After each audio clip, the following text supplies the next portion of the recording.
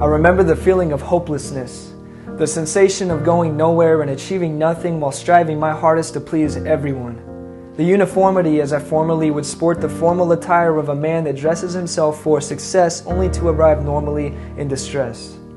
An endless cycle traveling with a lack of purpose, unintentional living, and why? Because I got no hope. Hope is found in the arms of Jesus, who eternally loves His people.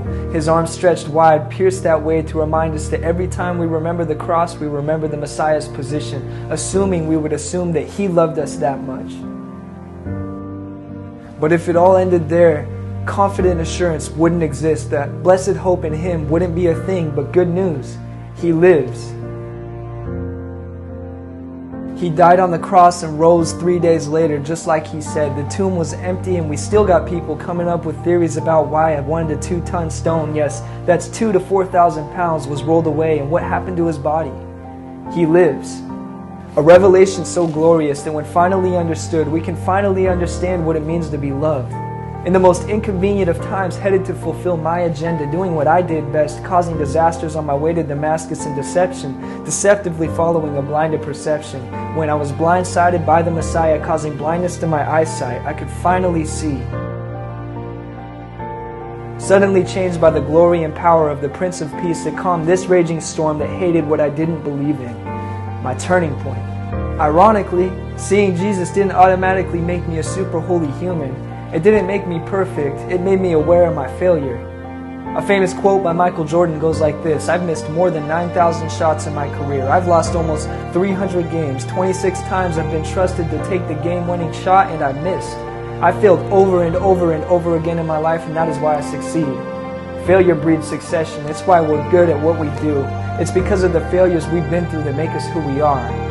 Who we are people who can change the world if we go through the pain of facing our failures and choose not to let those stones shamefully define who we are, but proclaim who we can become. Paul of Tarsus was changed from a persecuting murderer, seen as a threat, to seen as a brother and hated by the people he was working for. He wasn't hated for the pitching of tents. Paul's preaching brought the most pain. He was hated for the message he proclaimed, the good news of Jesus. A quote from Paul goes like this: 5 times I received 39 lashes, 3 times beaten with rods, 3 times shipwreck, a night and a day adrift at sea, danger from bandits, countrymen, Gentiles in the city, danger in the wilderness and on the sea, even among believers, often unable to sleep, in hunger and thirst, often forced to fast due to the lack of food, in cold and without adequate clothing. He said, the only reason I will boast is in my weakness. Once you get a taste of Jesus, the trueness of why He went to the cross and who He died for, how He loves us, how He met people like Paul and like myself on the road to Damascus with an agenda for destruction, how He came close when we were in sin. He sacrificed His holiness to save the world. It's so we could see Him, because as people in a world where seeing is believing, we need a visual. But in the kingdom of heaven, the visual is our faith. Believing is seeing.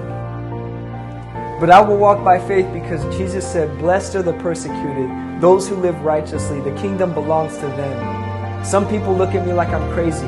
Why do you do what you do? Because my hope is in God.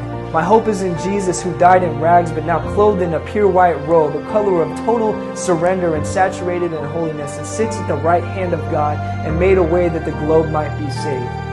I have this hope because I know Him who was raised, and that's why it is that we celebrate this resurrection day. It's for Christ. And like Paul, I count everything as a loss compared to knowing Him. So today, I invite you to hope. Hope to know the sinless one who died on a tree for the sake of freedom, for the sake of the world, because without the resurrection of Jesus, all this is meaningless. Taste and see this morning.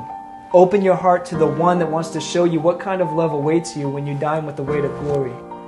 I invite you to hope. Hope to believe in what's not seen.